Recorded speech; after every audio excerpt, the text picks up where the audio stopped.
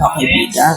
Kapag nananalangin pa kayo sa Diyos ay nananalangin lang ba kayo kapag may kailangan kayo sa Diyos o may lubhang may kailangan ka talaga sa Diyos or kapag nakakagawa ka man ng kasalanan.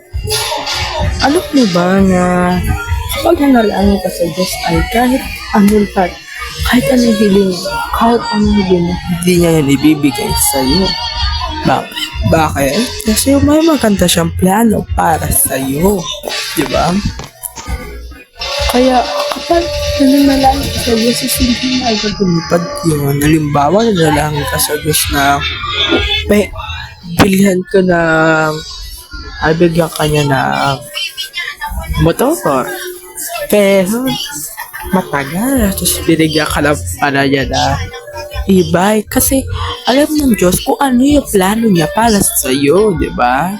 Kasi baka, pag nagmotor ka, aksidente ka, parang ma-road ride ka, tapos bigla ka ma-aksidente sa'yo yung Diyos, di ba? So, kaya kapag galalangin sa Diyos, sabihin ko sa Diyos, Lord, ano ba yung gusto mo para sa akin? Diba? So, ano pa talaga? Ang gusto ng Panginoon na para sa atin, diba? So, manalangin tayo na noong puso sa Kanya, hindi yung nananalangin kaya kapag may kailangan ka. Manalangin ka kapag may nakatanggap sa iyo. Manalangin ka kapag may natanggap sa iyo may natanggap sa biyaya. Manalangin ka sa iyo, diba? So, you will not be perfect of the God of your full heart. Araw-araw bibigyan ka ng biyaya ng Diyos.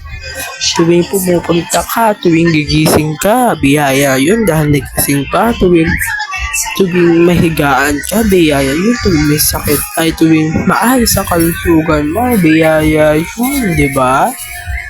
Kaya lagi ka manalangin araw-araw sa pagkilos mo ay biyaya yan. Magulat ka.